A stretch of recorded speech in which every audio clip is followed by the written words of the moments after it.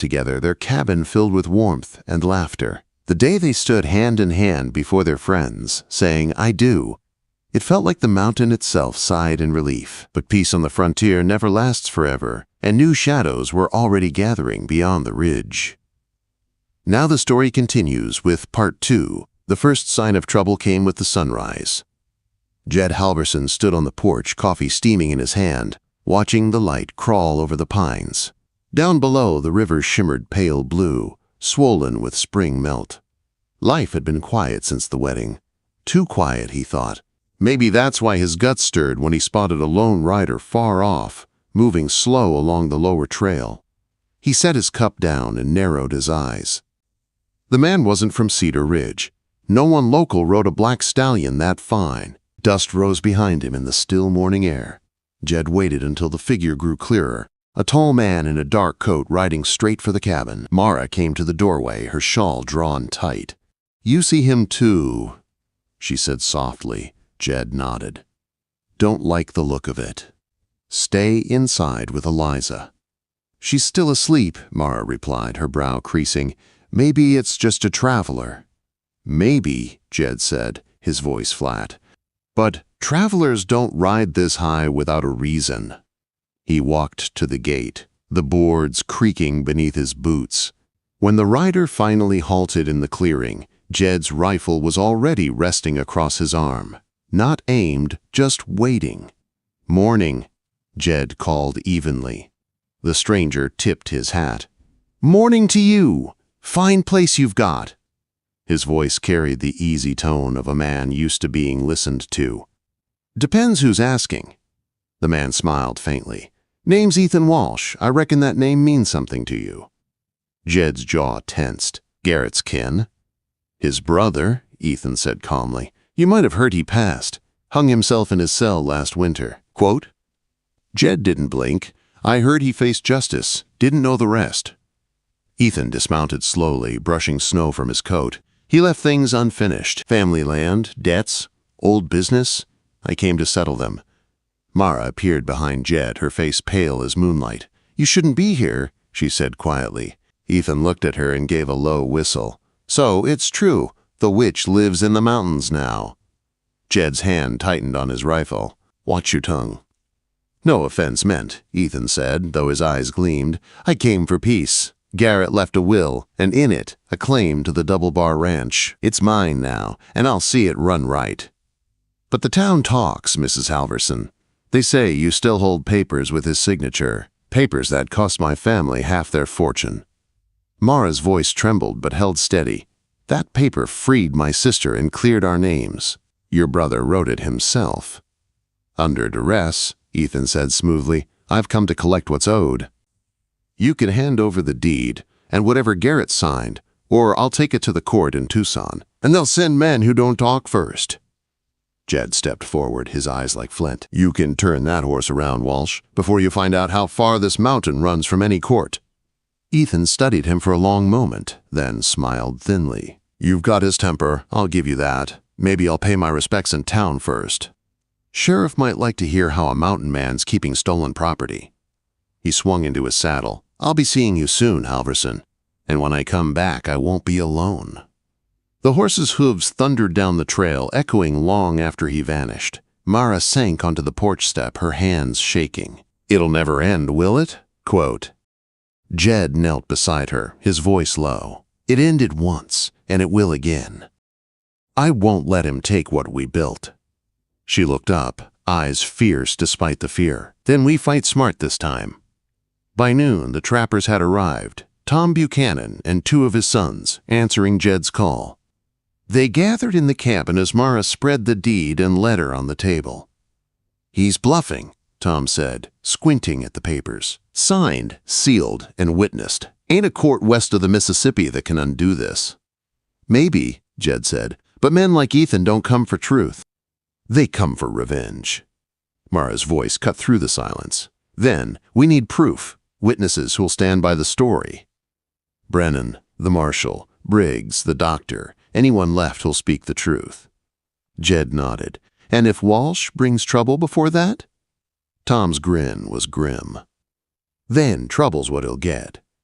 That night, as the wind picked up through the trees, Jed stepped outside to stack firewood. The forest was quiet, too quiet. Then, from far down the trail, a flash of light, a campfire where none should be. He watched it burn for a moment, then turned toward the cabin. Inside, Mara was sitting by the hearth, mending Eliza's shawl, her face calm but her eyes distant. "They're already here, aren't they?" she asked softly. Jed nodded once. "Ain't leavin' till this is done." Mara set her sewing aside and met his gaze. "Then we finish what your mercy started." Quote. Outside, thunder rolled across the mountains, though no storm had yet come. By dawn the next morning, the mountain air was heavy with warning. The smell of smoke lingered faintly, though no fire yet burned. Jed Halverson moved quietly through the yard, checking the horses, scanning the tree line. He'd lived too many years alone not to trust his instincts, and every one of them told him that Ethan Walsh hadn't ridden to Tucson at all. Inside the cabin, Mara packed a small satchel with food and cartridges. "If they come, we might need to run," she said. Jed shook his head. "Not running. Not this time." Eliza stirred in her chair by the hearth, her face pale in the flickering light. "He's Garrett's brother, isn't he?" she asked softly. Mara paused, then nodded. "He is, but colder. Garrett wanted power. Ethan just wants to see everything burn." A knock at the door startled them all. Jed raised his rifle, motioning for quiet. He eased the door open a crack and exhaled when he saw who it was. "Marshal Brennan," Jed said, stepping aside. "Didn't expect you this far up." Quote. "Morning, Jed," Brennan said, brushing snow from his hat. "Heard some rumblings down in Cedar Ridge. Thought I'd better check." Mara brought him coffee while he warmed by the fire. "You heard about Ethan Walsh?" she said quietly. "I did," Brennan replied. "He came into town yesterday asking questions. Told the sheriff he planned to reclaim Double Bar. Left before sundown with 6 hired men." Jed's jaw tightened. "Then he's close." "Closer than you think," Brennan said grimly. "Tom Buchanan sent a boy down this morning. Said he spotted riders camped by the old sawmill near the river bend." Mara set her cup down. "He's not waiting for courts or papers. He's coming to take us by force." The marshal nodded. "I'll stop him, but I can't do it alone. The sheriff's got 2 deputies and a busted horse. The law's thin this far up." Jed met his eyes. "Then we'll make our stand here. If Walsh wants a fight, we'll give him one worth remembering." By mid-afternoon, they were ready. Tom and his sons arrived with extra rifles, and even old Rosa from the ranch rode up, saying she'd had enough of Walsh blood to last her lifetime. The cabin became a fortress again, shutters barred, windows reinforced with planks, supplies stacked near the hearth. Eliza helped however she could, handing out bullets with trembling fingers. "I don't want to be scared anymore," she whispered. Mara squeezed her hand. "Then don't be. Fear only feeds them." When dusk came, the woods turned gold and gray. Then, out of the trees came the low thunder of hooves. Ethan Walsh's men moved in slow, their silhouettes shifting in the fog. Walsh himself rode at the front, his dark coat flapping behind him like a shadow with teeth. Jed stepped out onto the porch, rifle steady. Brennan stood beside him. "Walsh!" Jed called across the clearing. "You've got one chance to ride out of here." Ethan's laughter echoed through the cold. "Funny. I was about to offer you the same." He raised his hand, and the men fanned out, rifles glinting in the fading light. "This mountain's mine now, Halverson. I'll burn your little home to the ground, same as you burned my brother's name." Jed didn't answer. He just sighted down the rifle and fired. The shot cracked like thunder, sending one of the hired men tumbling from his horse. The fight began. Gunfire tore through the clearing. The trappers fired from behind logs and rocks, their shots sharp and sure. Mara loaded and fired beside Brennan, her hair loose, her face streaked with smoke. Jed's world shrank to the rhythm of his breath and the sound of his rifle. Every time a man fell, another seemed to appear from the trees. The smell of burning pine filled the air. A torch had found the woodpile near the shed, flames licking upward. Eliza ran with a bucket, but Jed caught her arm. "Stay down," he barked. He turned and doused the fire himself, coughing as smoke stung his eyes. Through the chaos, Ethan Walsh kept advancing, his coat torn, his face grim. "You think you can outshoot me forever, mountain man?" he shouted. "This ends tonight!" Then Mara's voice rang out, clear as a bell. "You're right, Ethan. It ends tonight." She stepped from the doorway, shotgun in hand. For a second, everything froze. Even the snow seemed to hang in the air. Ethan turned toward her, his gun rising. Mara fired first. The blast knocked him from his horse, the sound rolling through the valley like a storm breaking. The remaining men faltered, seeing their leader fall. Brennan shouted, "Drop your guns!" And one by one they did. Jed hurried to where Ethan lay in the snow. Blood spread across the white ground, but the man was still breathing. His hand twitched toward his revolver, but Jed kicked it away. "You could have walked away," Jed said quietly. Ethan's lips curled in a faint, bitter smile. "And let a mountain hermit and a whore rewrite my family's name. Never." Jed's expression hardened. "Your brother died a coward, and you followed him there." The marshal knelt beside him, checking the wound. "He's done. We'll take him down to town, see justice done proper this time." As Brennan's men loaded Ethan onto a sled, Mara stood still, her shotgun hanging loose at her side. "It's over," Jed said softly, but she shook her head. "No, not yet. There's still something he's hiding. He didn't come this far for just revenge." Later, when the yard was quiet again and the snow had covered the blood, Brennan handed Jed a small leather pouch he'd taken from Ethan's coat. Inside was a folded letter, the seal unbroken. Jed opened it under the lamplight. The handwriting was Garrett Walsh's, jagged and rushed. "If I die before settling the matter of the gold, it lies where the mountain bleeds beneath the devil's tooth. Tell Ethan to finish what I began." Jed stared at the words. "The gold," he murmured. Mara looked at him, eyes wide. "What gold?" He folded the paper slowly. "The kind men kill for, and the kind that don't stay buried long." Outside, the storm began to rise again, wind howling down from the peaks like an omen. The storm howled all night, rattling the shutters and shaking the cabin's roof, as if the mountains themselves were warning what dawn would bring. Jed Halverson sat by the fire, the letter spread open on the table. Mara and Eliza dozed nearby, but sleep wouldn't come to him. Every word of Garrett Walsh's message burned like a spark in his mind. The gold lies where the mountain bleeds beneath the devil's tooth. When the first gray light crept through the window, Jed rose quietly and stepped outside. Snow had fallen deep, muffling every sound. The world felt still, too still. He knew that kind of silence. It wasn't peace, it was waiting. By mid-morning, Marshal Brennan had returned from town with 2 deputies. Ethan Walsh had survived the night, barely, and was locked up in Cedar Ridge. But his men had vanished, slipping into the forest under the storm's cover. "He won't hang alone," Brennan said grimly. "There'll be more. That letter, whatever gold it talks about, will draw them like flies to honey." Mara stood beside Jed, her face pale in the cold light. "Then we have to find it first," she said. Jed nodded. "If it's real, it's trouble waiting to happen. Best we dig it up before anyone else does." Tom Buchanan spat in the snow. "Devil's Tooth, huh? I know the place. Big ridge up past Widow's Creek. Rocks shaped like fangs. Nasty ground, full of caves and old mine shafts."